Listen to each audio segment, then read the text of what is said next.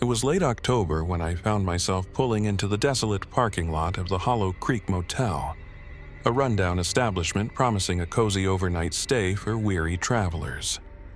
The sun was sinking behind the trees, casting eerie shadows that danced across the cracked pavement.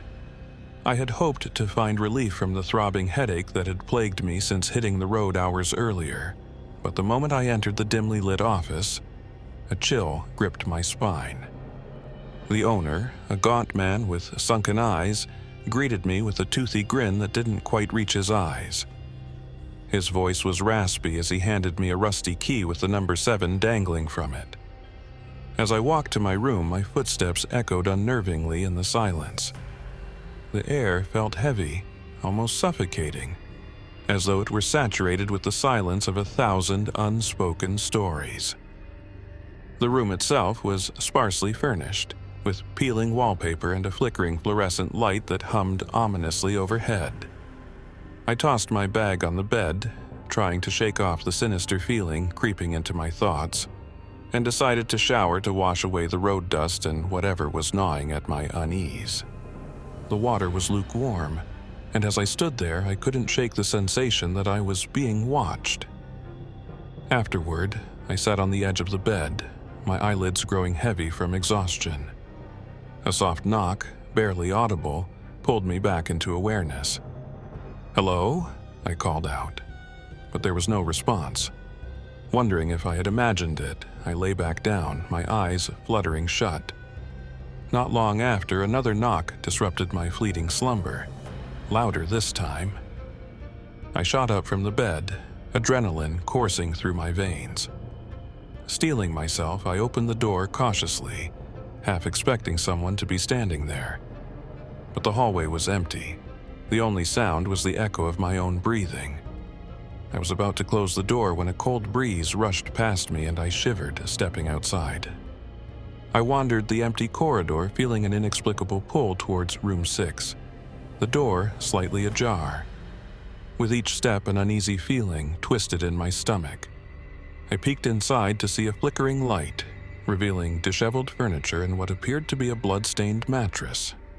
As I recoiled, a chilling whisper echoed through the room, calling my name, an intimate, mocking tone devoid of any humanity. Heart racing, I rushed back to my room, locking the door behind me. My mind raced with dread, desperate to dismiss the incident as a figment of my imagination. But as I sat on the bed, I froze. The shadow of a figure loomed in the doorway, framed by the dim hallway light. Beside the figure stood the gaunt owner, a disturbingly wide grin splitting his face. "Did you enjoy the room?" he asked, a sickly sweetness in his voice. Panic surged through me as I grabbed my bag, preparing to flee. I flung the door open but was suddenly engulfed in darkness.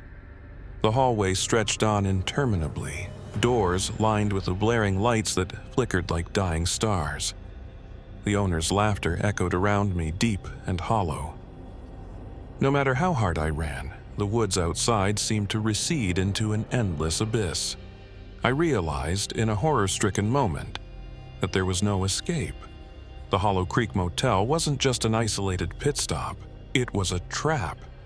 And I was its latest unwilling inhabitant, destined to join the whispers and shadows forever.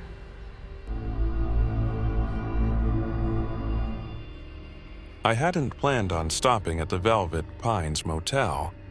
I was supposed to be on my way to a conference, but the endless stretch of highway loomed ahead, and exhaustion gnawed at my bones.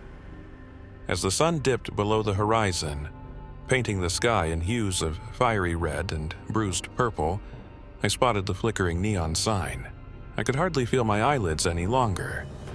"Just one night," I muttered to myself, pulling into the cracked gravel lot. The place resembled a relic from a forgotten era, with peeling paint and flickering lights that seemed to whisper of a troubled past. I stepped inside, a musty odor hitting me like a slap. The lobby was empty except for a front desk adorned with layers of dust and a fan that rattled like a ghost. The clerk, an older man with thinning hair and sunken eyes, barely looked up as I approached. "Room for one?" I asked, trying to keep my voice steady.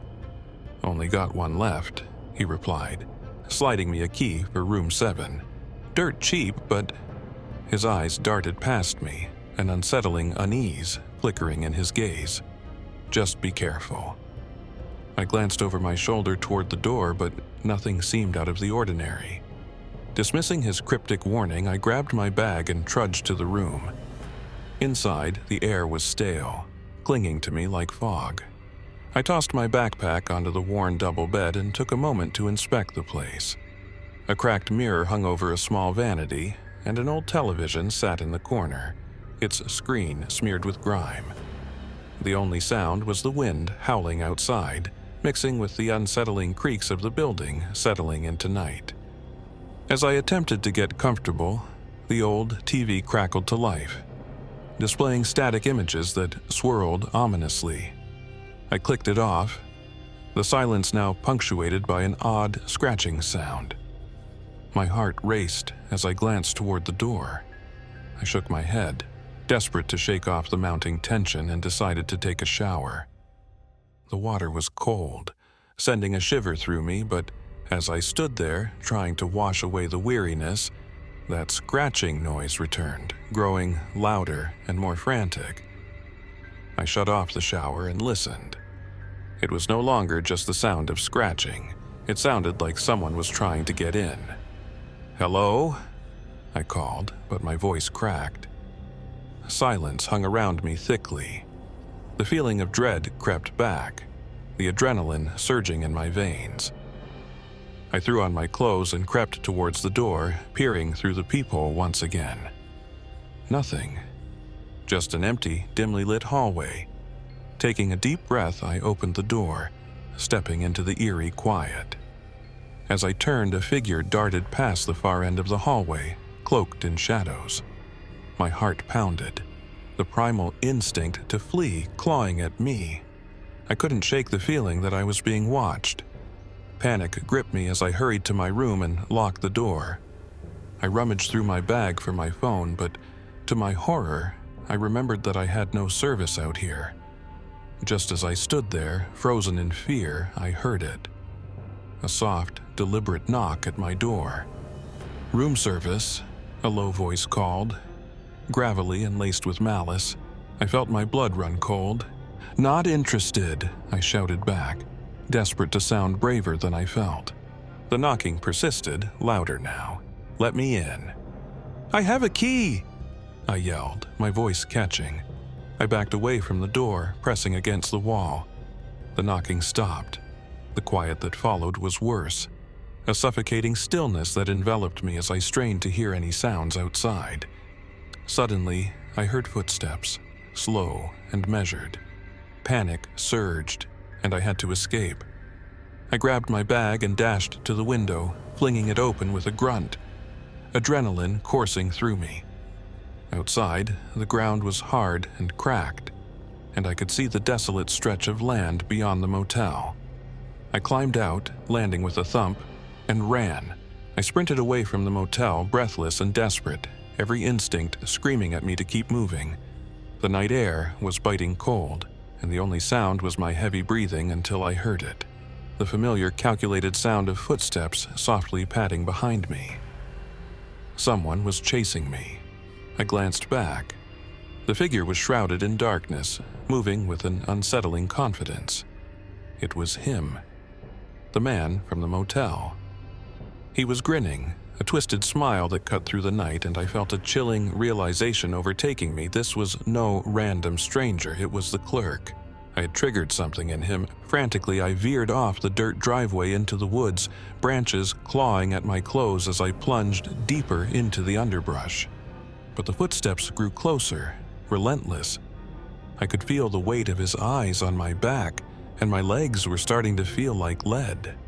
Just then, I stumbled upon a small shack hidden beneath the thick foliage. It looked abandoned, but I didn't have time to think. I yanked open the door and scrambled inside, the wood creaking ominously. I crouched in the darkness, heart racing as I held my breath, praying he wouldn't find me. The footsteps stopped outside the shack. I listened intently, hearing the sound of slow, measured breathing. He was close. Suddenly, I heard the unmistakable sound of wood splintering. A hand was pushing the door open.